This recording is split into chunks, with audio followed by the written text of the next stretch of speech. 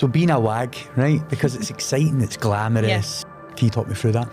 It's a new world, like it really, really is. And you really see the hard work and the time and the effort and the mental aspect of what goes on behind that. It's a wee bit of a mind boggle. You're only 19 and you're kind of thrown into this and you're like, oh, wow, this is wild. And it was hard when I started getting the not nice comments and the not nice DMs and people are saying, oh, you're this and that and this is your fault and this is your fault.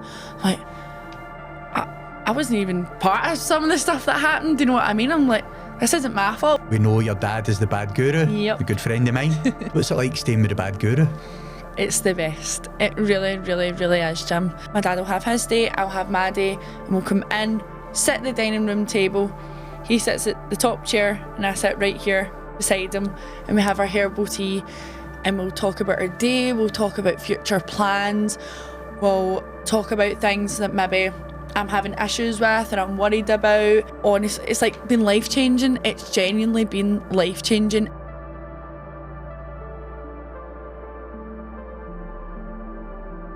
The woman herself, Kanesly Tait, welcome to the show. Thank you for having me. It's an absolute honour having you in the studio. A very inspirational story. You're a model, an actress, business entrepreneur, but more importantly, for the audience watching, you were a former wag. Yep. Some controversy in there, but we'll tap into that later on in the episode. But before we go right into your inspirational story, if you can speak me through what's going on in the now and the present. There is loads happening in the now and the present, Jim. I have been a busy bee and it has been amazing. It's been very monumental. I've learned a lot. I've learned a lot about myself. I've learned a lot about business, and it's been, this full year has been very monumental in terms of my own self-worth and how strong I am and how I'm willing to step up to the plate and step up to things and show up for myself as well, because I used to be quite timid, very timid, and a people pleaser, and I would just do things and I wouldn't speak my truth and just to keep everyone else happy. And this year, recently, I had a bit of a situation that I really had to step up for myself. I was in business with another person and I learned so much in that time. I can only be grateful for that. But within that came a lot of control. I was giving away my power, which personally is the worst thing that you can do. It doesn't matter what you're being promised or you're being given right in front of you. You can have all the money in the world, but if you don't have your own power, then what do you have? You have nothing. And I was having to abide to all these rules, and I was hardly seeing my family, I was hardly seeing my friends, I hardly had time to just really sit back and just take time for myself. Really, I just didn't have any of that. And within that, me and, I'll give the boy a name, Mick. Me and Mick really, really clashed. We're both big personalities, and within that, obviously, you can imagine if it's in business, you can clash. We had amazing ideas. We really bounced off each other, and it was good. But when it came to this sense of control, that's where it clashed. And two lions can't try and control each other. That's just not how it works. That would never work. And we had a conversation, a long conversation over a few weeks. This kind of conversation went on and on for, and eventually I sat down and I was like, no, I'm not happy with this. And that took a lot, because I've always been the person that would just hide behind and not speak my truth and just be like, no, it's fine. Like, I'll just do that. I'll just do that. No, you won't just do that, because you're not happy and everyone else can see that you're not happy. my dad literally said to me, he's like, you need to go home and get a rest and get a good meal in you and get some organic food in you and just take some time for yourself, get a long lie. He's like, because you look visibly unwell. And when your dad says that to you, then it's like, right, okay, there's something that needs to change here. And so within that, and this, me needing to stand up for myself, the power, you just take the power back, because people will see how far that they can kind of push you and control you until you step up and you go, no, I'm not doing that. No, I'm not happy with that. I don't agree with that. And then it's in that you take the power back from them, that people really see, wow, I actually don't have the power and I just think I do. And especially for a man, like if you're standing in front of this man who's got the money and got the power, and if you're able to say to them, no, I don't agree with this, I don't agree with that, then you take it back. And now people might say that because the business never worked with me in it, that it's a failure for me. I don't see that at all. It's been a learning curve. It's been a massive eye-opener for me, and now I'm going to be starting my own marketing company, which will be Butterfly Effective. This is the first time I've ever said it, and the reason it's called Butterfly Effective is I love nature, I love all the whimsical side of things, and I think to show people that you can turn yourself, or your business, from a caterpillar to a butterfly through that metamorphosis and sprinkling all your magic onto everyone's feeds. So that's where the Butterfly Effect will come in, because I'm sure loads of people will have questions on how did that name come about, but that'll be it, and I'm excited to see the journey and where it goes. Very powerful. Okay. And it's great to have you sitting here speaking these words of wisdom. Yeah. I'm sure as the episode carries on, it'll get more powerful. But I'll now take you back to the start of your story. Yep. Your early memories, like your first chapter. I know you were a child star, like the female version of Macaulay Culkin, as we joked about. But you were age 3, 4, and you were already put into the limelight. Yeah. Can you talk me through that? Yeah, so I was put into dance school 3 years old. I was thrown into dance school and I absolutely loved it. Even since I was wee, I was always front and centre. If my mum was taking pictures, if anyone's taking pictures, it was me, like that, pure posing. I just loved the camera. I loved being on stage. And I got my first solo when I was in Tiny Tots. I was only 4 and it was me in the armadillo, front of the curtain. And I was miming, I think it was like a wee Mexican song or something. And that was the first moment where it was, the spotlight was on me. And I always shone, is that a word? Shone through. I was always the one that was, everyone's eyes were always drawn to in dancing. And then when we started doing musical theatre and acting, that was when it was really like, this is her thing. And I think I was maybe 9 when I first started going for auditions. I literally remember clear as day, I had an Alice in Wonderland monologue that I always done at auditions, and I had my wee Alice in Wonderland dress. I'll never ever forget it. And I think that was when I started getting like proper main parts and dance shows and stuff. And it was really then that I was like, I love this, and this is where I want to be, on the stage in front of everyone. It just, it lit a fire inside me that I literally cannot even explain. And I love inside me that will be with me forever and ever and ever. Like dancing and musical theatre literally shaped who I am today. It really, really did. Like the confidence, the being able to speak to people and loads of different people. I always say when a group of people walk in a room, like group of girls specifically, you can tell who's been to dancing when they were younger, and you can tell who hasn't, just by the way they carry themselves. Like it really, I owe so much to dancing because of that. And then obviously as I started to progress, our dance school started doing pantomimes and stuff, so that was me. I was always a main character. And at 13 years old, we got an agent in the dance school, and they came to us and they told us, right, there is a BBC programme that's looking for young girls. Do you want to do it? And I was like, obviously, like, please, is that even a question? So we got our pictures. I actually remember we were in the middle of doing stamina and we didn't have any like professional pictures and anything because we were just, our dance school was new to this, and I get pulled out of a stamina class and it was like, right, stand there, we're going to take a picture to send to the casting agents. I'm actually going to send you the picture so you can put it up. It's my hair's in a ponytail, but it's like half out. My face is pure red and sweaty, but that was me. That was my wee 13-year-old wee face, and I was so buzzing. And my dad took me to the audition. It was in the BBC studios, obviously in Glasgow.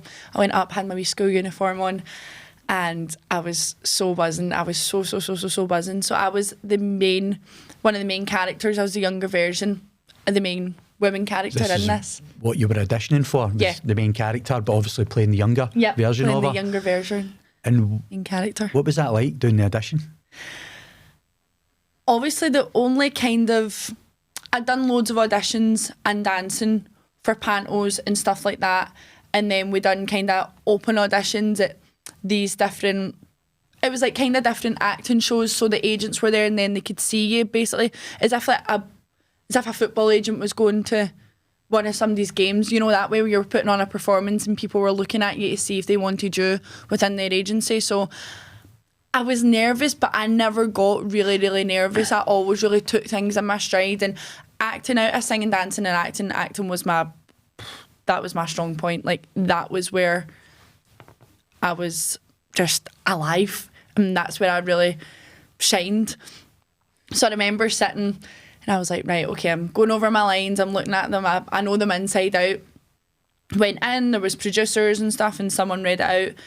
And it was over and done with really quick, and that was it. And a few weeks later, I got the call and I'd got it. And we were filming in Edinburgh. It was over 2 days. Went to Edinburgh, got put in a nice hotel, me and my mum. I remember her taking me to get my eyebrows done that morning. She got the women to do them so thin, and when I look back at the video, like, my eyebrows are actually that thin. What age are you, 13? 13. What was the name of the show? One of Us? One of Us. It ended up on Netflix as well, isn't it? Yeah, it was on massive Netflix. Show. That was crazy. Check you. It was mad. But such a crazy experience, like the Limelight, Netflix, BBC auditions, and still very, very young. Yeah.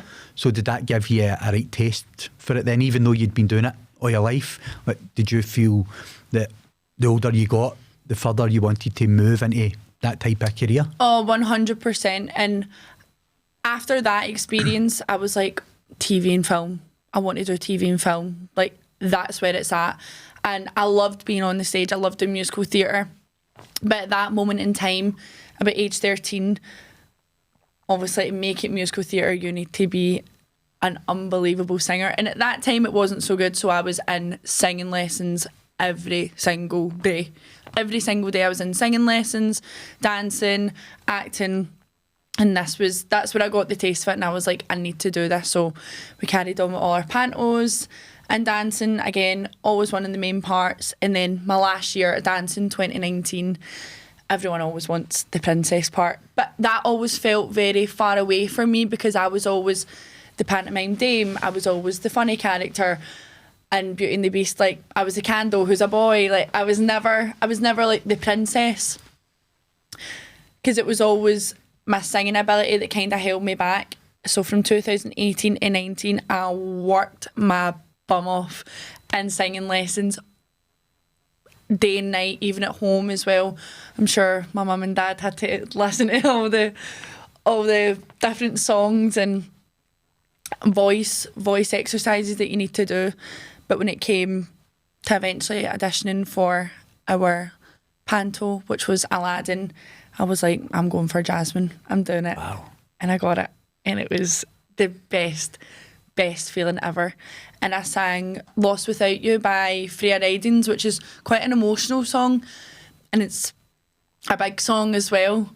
It's a really big song. And when I first got shown that, I was like, how am I going to be able to do this? And I just worked my bum off, and it was really, really good. We got footage of that. I'd love to see it. Yeah, sure, we'll put that on the screen. Of course. Getting that part. So how many shows did you do with doing Aladdin? Is it a one-off panto or is there so many? No, I think we done 4. It was 2 daytimes and 2 night times. Just because it was in my dance school, it was, and we had 2 different schools. So we had one in Clydebank and then one in Bearsden. So obviously we were doing a matinee, evening show, matinee, evening show. There we go. And also at the start of the episode, this will be interesting, we mentioned that you were a bit of a wag. Yep. So I don't want to cause any controversy, but you don't mind me asking you a few questions on the subject. So being a wag, right, because it's exciting, it's glamorous, you'd been in a relationship with Premiership footballers, international stars. Can you talk me through that? Yeah, of course. I was only 17 when the first footballer had came to me. 16 turning 17. I'm still in high school, I'm in 6th year. And I remember like this boy was pure talked about, like everyone knew who he was, and he was like the it boy. Because he was only a year above us, so he was known. And I literally actually remember clear as day. It was in March 2019, and I opened my phone.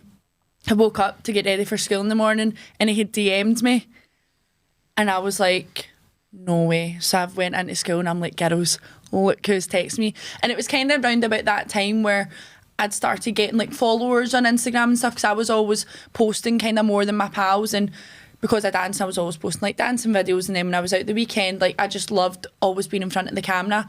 So everything was kind of starting to like build up a wee bit on Instagram. So for him to then text me, I was like, wow, that is unreal. And we were only young, we went on holiday and stuff, and that was just kind of, and obviously he lived in London at the time, and I was still finishing my last year of high school, so I was like, I can't be, and I was trying to juggle dancing and everything at the same time, so it just never worked. But it was what it was, and it was cute. And then my next relationship was for like 4 years with a Premiership footballer, and it was just crazy to see what goes on behind the scenes, not only for the wags, but also for them as well, because that is just, it's a new world, like it really, really is. And you really see the hard work and the time and the effort and the mental aspect of what goes on behind that, because obviously as a girl, like I always grew up going to the football games with my dad and my uncles and my brothers and all that, but you don't really appreciate the hard work and see all the graft that goes into it. So I feel like that really made me sympathise and appreciate that kind of sport a lot more, because obviously I was hearing about it 24/7, and then meeting all these other wags and just seeing their lives, it really is mental. And then when we would go out for dinner, because he was playing for Rangers up here in Glasgow, so then when he started to get big and we couldn't even go to the petrol station without him getting stopped, and I remember the first time that I ever got noticed as his girlfriend, I remember it clear as day. I was in Manuka, it was one of the night outs before lockdown happened. Someone turned round, was like, you're his girlfriend? And I was like, yeah. And my pals were like, no way. I was like, how mental is that? And then that started happening as well. I started getting recognised here and there. Oh, you're his girlfriend, you're his girlfriend. And I was like, this is wild. And then we started, obviously that's when TikTok and stuff started coming about, and we stayed with each other in lockdowns where I was making TikToks and stuff. There's actually a TikTok I posted of him that I think still goes about, so I'm sorry that he still gets slagged for, but we're only we were in lockdown making daft TikToks and all that. But that was really when things started to grow. My videos were getting like 500k and 200k overnight and everything. I remember I made a TikTok and there was a trend going about, and I'd basically said, when your dad doesn't want you to go out with doesn't want you to be with a Rangers fan, but then you bring home a Rangers player, and it was to be like do do do do do. And I'd posted that night time, went to my bed, went in the shower next morning, and I came out and he was like, Kanesly, you're in the Sun, or it was the Daily Mail or whatever newspaper it was, and I was like, wait, what? He's like, you're in the paper for your TikTok you made last night. Jim, I literally made it like, what, 8 hours ago, and it was already in the sun talking about it. It was just mental. And my mum told me as well that someone was on the radio talking about it as well, and there was other news articles where we're going into one of the Scotland games, and me and his family are all getting photographed and we're in the paper as well, and me and all the other wags are in the newspaper. It was really, really crazy, but it was really, really cool, because obviously I'd kind of been in the limelight and dancing and stuff, so I knew that, but that was really another level. And when I started to post, and obviously everything's got its pros and cons, but when I started to post and then people started kind of hating on me, and I was getting slander as well, if he done something wrong, then it was also my fault as well. And it was just, it's a wee bit of a mind boggle. You're only 19 and you're kind of thrown into this, and you're like, oh wow, this is wild. And it was hard when I started getting the not nice comments and the not nice DMs, and people were saying, oh, you're this and that, and this is your fault, and this is your fault. Like, I wasn't even part of some of the stuff that happened. Do you know what I mean? I'm like, this isn't my fault, but it's character building, total character building, everything was, and it makes you a lot of a stronger person, because it's like, people are going to say bad things about you, and, or you're not good enough to be his girlfriend, you're not this, you're not that. Because I did kind of get to a point where I was like, oh, well, he's been recognised everywhere. I can't be standing beside him when I'm looking not my best. And I was like, what am I talking about? Like, genuinely, what am I talking about? And because that took a wee bit of time for me to say that you don't need to hold this expectation of yourself just because you're with someone that's high profile. It's just as much a normal person as anyone else. It just happens to have a job that is in the limelight. Do you know what I mean? It was just, I'm like, you don't need to walk about in full glamour all the time. You're a normal person the same way everyone else is. So that was kind of hard to accept and get over and be all right with it. Yeah, people are going to see you, maybe they are going to say things, but that's you, and who cares? You know what I mean? You can't let the opinions of other people control your life, because that's what it was doing to me for a wee bit. I was like, right, I'm going to put on makeup and I'm going to need to look this way and look that way. No, you don't. No, you literally don't. What, so that wee Jimmy down the road thinks that you're a belter and you're not a munter? Like, please, why do you care what he thinks? But it's because you're such a young age, at a young age, 19, thrown into the limelight, yeah, especially with the media, with the newspapers, the news, as you say, the radio, and then with the social media blowing up. Yeah. People then don't really see you as a human being. Oh, 100%. You're kind of robotic. Yep. You know, and you need to, as you said, live up to that expectation. Yeah. Being in front of the camera, being a wag. Yeah. But you said it lasted 4 years. Yeah. Was it difficult when he then was transferred to the Premiership team down in England? You know, that's probably what really helped our relationship in a way.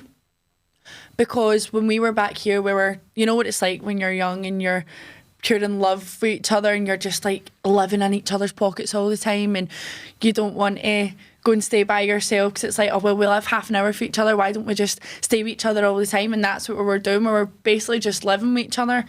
And then when it came to him obviously getting put down to having to move down south for a Premiership team, at first I was like, right, how are we going to work this?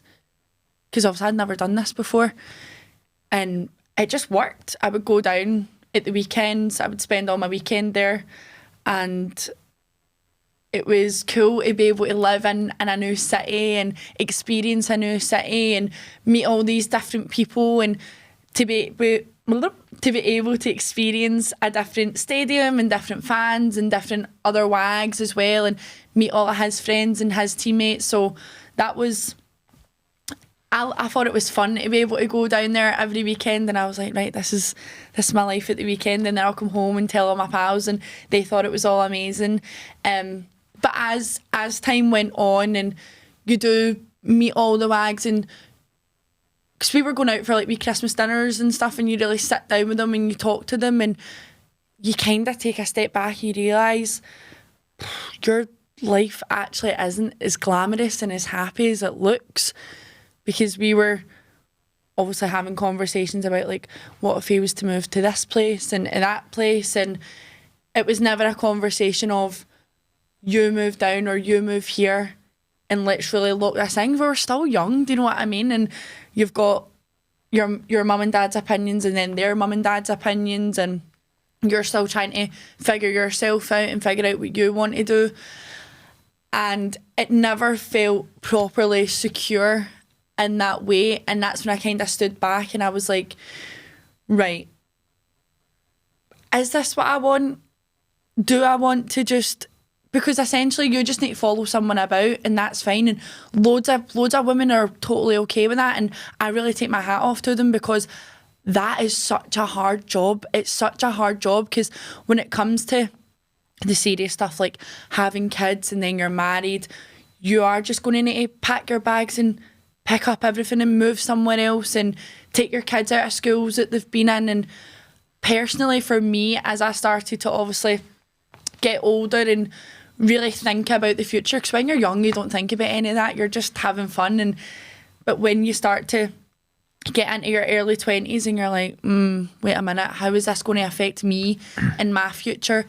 And personally, that was just something that I didn't want and I didn't see for myself, and that was never going to work with us, because I'm very much someone, obviously being younger, I want to build a life for myself and do all these amazing things, but you can't just go away and do all these amazing things when you've got kids or you've got a husband. So you really need to sacrifice a lot having that WAG term, and that's just something I wasn't ready to sacrifice. I wasn't ready to give up my life for someone else and just follow them about.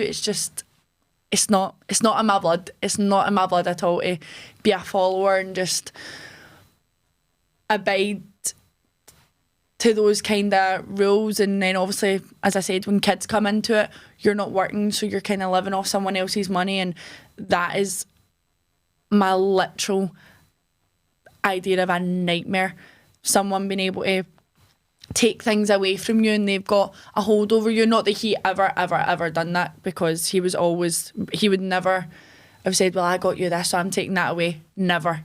But in order to prevent that, I was like, I just need to take myself, because you never know what the future can hold. You never know what someone can turn into or whatever, and circumstances and things. So I was like, I'm just going to remove myself respectfully. This isn't for me. It's not going to work, but we're still be totally fine and good friends. Good on you for that. Thank you. Because you're a strong, independent woman. Mm-hmm. It must be the bad guru in you. Talk about that 100%. later on in the show. So we spoke about a lot of the WAG stuff there. Yep. Being in the limelight, and then you taking control of your own life. Yeah. Being independent. You start to grow your social media platforms, your TikTok, your Instagram, and then your business ventures. Can you talk me through that? Because I know you've got a bit of a presence on these platforms. Yep.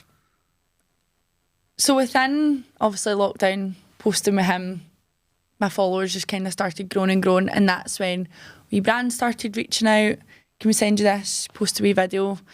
And I just slowly started to see it moving and growing and changing. And I would say 2023 was really the year where everything kind of started happening.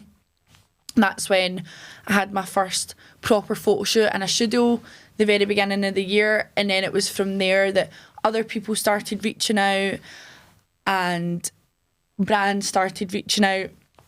And then in the summer of 2023, I met my three friends, Owen, Aaron and Aaliyah, and they were starting a modelling agency. And we started doing videos together from obviously my brother's coffee club, and we started doing things for another business called HDS. And the four of us just really, really, really worked well together.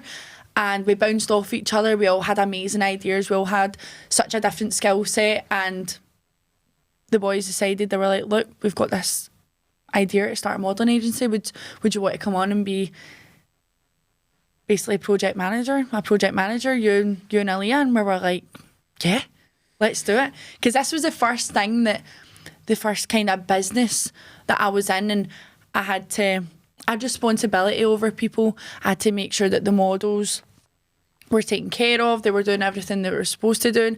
I remember having meetings in the coffee club, and it was the first time I'd ever had a meeting, but being the one that was asking the questions, and it was so foreign, but I excelled in it. I really did, and I really surprised myself at how much I could stand up and take control, because I've always had that in me. It's always been there, but it was just about unlocking that.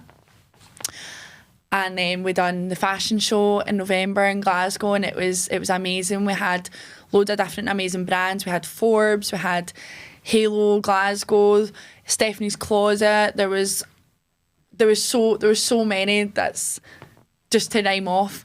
And it was a massive success. It was in the Corinthian. And it was that night that I was like, wow. Like, if I thought being on the stage and stuff was cool, this takes this to a whole nother level. Owning a business,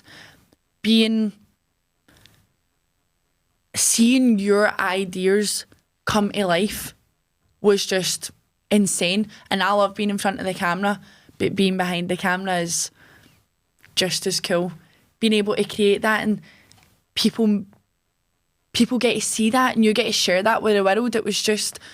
It was insane. And the buzz that we got off of it, it was like this fire in our bellies all the time. And you're looking back at all the footage, you can't stop watching the video from the night, and it was surreal. It was so surreal, and I felt like such a boss, and I just loved it.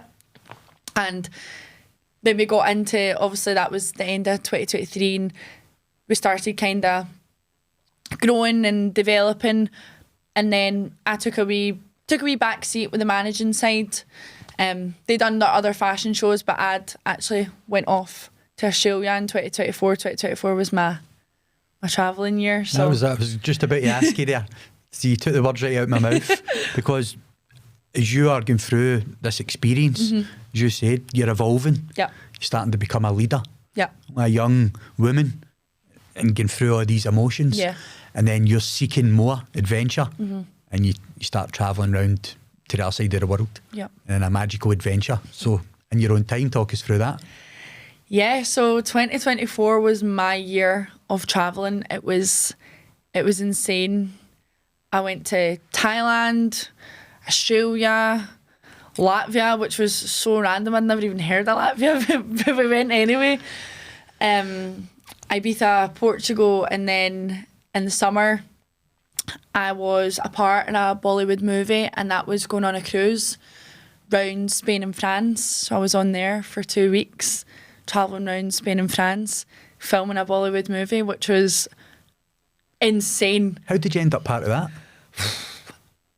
My friend Aaliyah, who I was literally just talking about, her mum, she owns a cheerleading school, and the girls will get, obviously they've got like an agent for dancers to be on movies and stuff. And when this came about, Aaliyah had said to me, she's like, I know you've not danced in a while. She's like, but it'll be fine. Like, why don't you come and do this? So I was like, right, okay. I was like, get my dancing shoes back on. I've still got it. So we went to cheerleading school, learned all the dances and stuff, and then that part got pulled. The cheerleading part got pulled. So I was a bit gutted, and I was like, I was quite buzzing for that. But obviously they had all my details, they had all my pictures and stuff. And Aaliyah's mum came back to me, and she was like, by the way, they still want to use you, even though you're not in the dancing part of it. She's like, but the cheerleading dancing side was only filming for 1 day, and it was in Glasgow. She was like, but this is to film the full movie for 2 weeks on a cruise. She was like, they want you. Do you want to do it? I was like, hell yeah. Obviously I do. Like, who's going to say no to that? And oh my God, it was the best 2 weeks ever. Honestly, I had the best time. Aaron, another boy that I was talking about, he was there. He does a lot of acting. A girl, Jodie, that I'd went to dancing with years ago, she was there as well. I hadn't seen her in years. So for us to be able to do that for 2 weeks, literally going around Spain and France, you're with all the producers' sons and all that there, they've all got loads of money. Like, we were going up to the top deck after filming, like it was like 12-hour days. Like these were getting up at 5 o'clock in the morning. You weren't finishing until 5 o'clock in the afternoon. Like it was tough going, but at the end of it, all the producers' sons like had all their credit cards and all that. So we got to the top deck and they'd buy everybody champagne and we'd have a big speaker and all that. It was just like a party every single night after, and then you'd like go to your bed, be a wee bit hungover the next day, but it was always fine, and it was amazing. It really, really was, and I met so many amazing people. Actually, a boy that was another part in this Bollywood movie with me, he was an extra in the Wicked movie. I was like, what? I'm like, so you've met Ariana Grande? He's like, yeah, she did Small in real life. Couldn't believe it. So you're mixing with all these amazing people that have done unbelievable things. It really was the most amazing experience ever. That's what people are going to ask me because you've been on the show.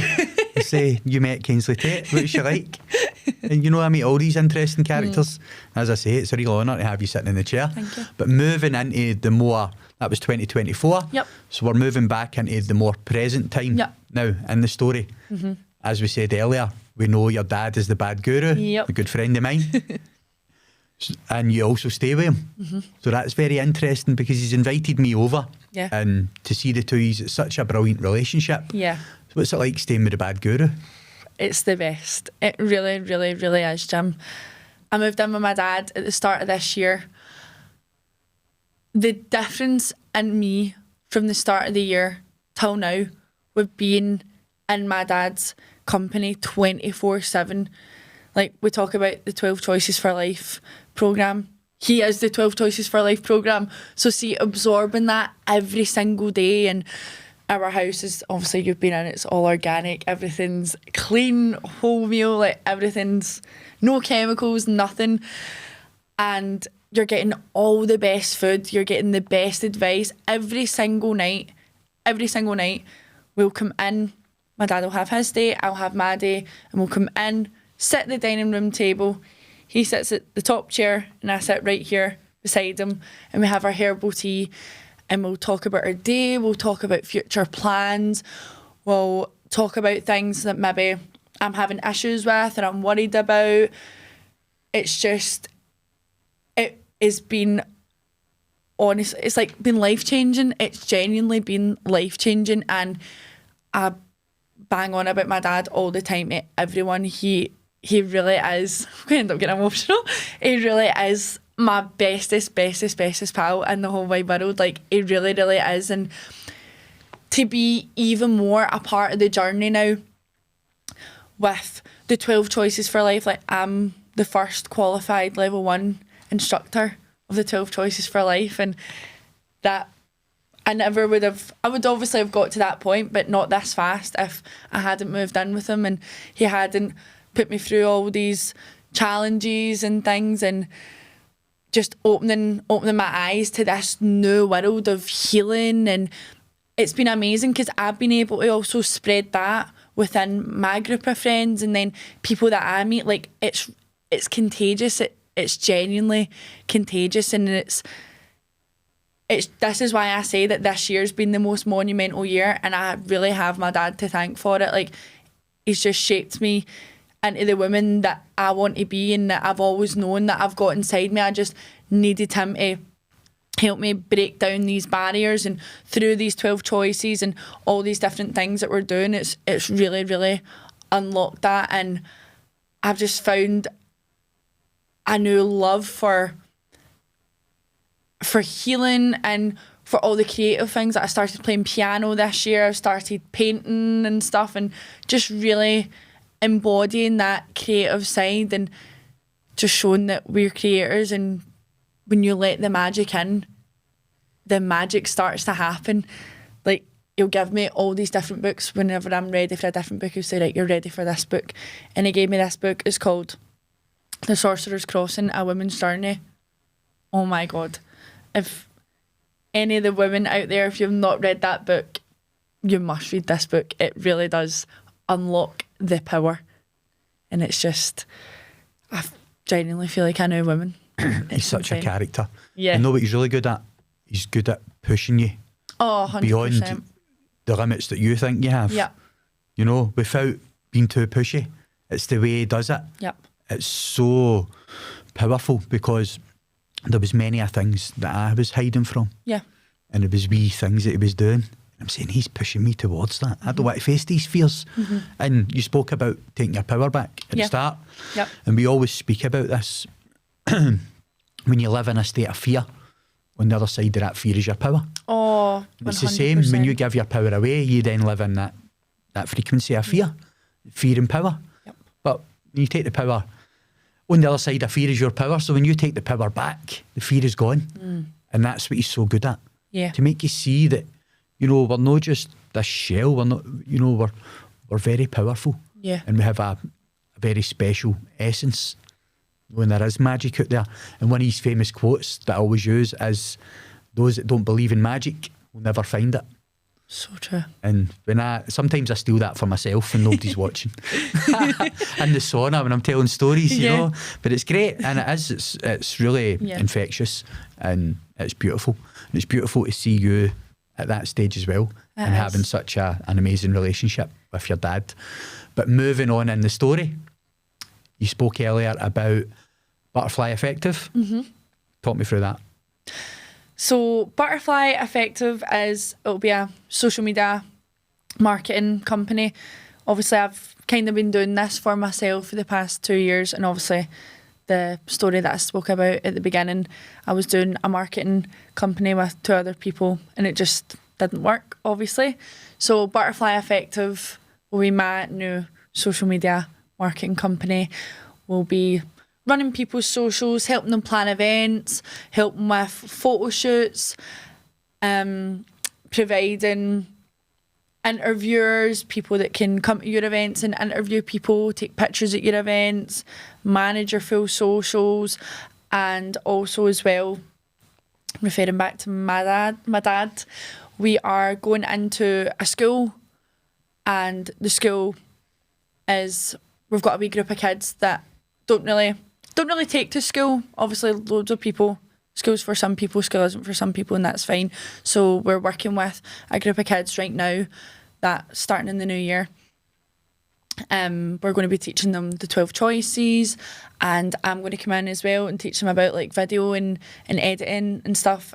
So at the end of the course, I'm going to be giving one of the kids a job in my marketing company to come on and be my wee apprentice and help do the filming and the editing and stuff, and just grow it and grow it and grow it, and hopefully it becomes massive and we can help loads of different businesses, and hopefully in turn by working with this school we can go into other schools and help them, because I never got taught about editing or videoing and stuff when I was in school. It was just something that obviously I'd learned outside of it, but I think that's obviously like everything. Social media nowadays, it's everything. So if you can get into a job like that, because think about how many businesses there is, everybody needs their social medias done, because it's all older people that don't want to run their social medias and they don't really know a lot about it. So that's where we all come in and take over and help them. So it'll be really, really cool to be able to give one of the kids give them an opportunity to do that and just watch them flourish from the beginning of the course, doing the 12 choices and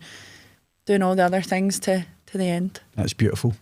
And if you're looking for anyone to help you or get involved, I would love to get involved at least in one course or one class, because I also had a lot of trouble with school and growing up as a kid, which would then escalate into chaos in my later life. So respect to you for that. Yeah. It's beautiful, and especially giving the young kid a chance with being an apprentice and getting that experience. So it's beautiful. It's been such an honour having you in the studio. Thank you. But before we finish up on this episode, if there's another message that you can send out to the audience watching, now is the time. Going back to the story at the beginning of this, empowerment. And not just women empowerment standing up against men. Men standing up against women as well. Whoever it may be that you've got in front of you, take your power back. Always take your power back. And don't be scared because maybe someone's filling you with empty promises or this facade that, well, this is what's coming, but only if you do what I say. I don't agree with that. And when you take that jump and you say, put your foot down, and you say no, and it is going to be scary, because if you've never done it before, it can feel really, really daunting. But once you step over that line, it's as if that fear was like tissue paper. It's like, oh, that's not even there anymore. It's just, take your power back always, and always remember that it's you that's in control of your own life, and only you can build your dream life. Don't listen to someone else telling you they're going to give you this and they're going to give you that and they're going to build your dream life. No chance. It's your life. You need to build that yourself, because only you know exactly what you want, and it's going to make you happy, and it's going to suit you to a T. So take your power back. It's beautiful. Thanks very much. Thank you. Like I said, it's been an absolute pleasure having such a young, independent, beautiful woman, strong, telling her story, and all the wisdom. Your dad definitely shines through you. So thanks again. Shake my hand. Thanks again for coming on, Kanesly. Thank you. And I'll see you very soon. Thank you. Thank you very much.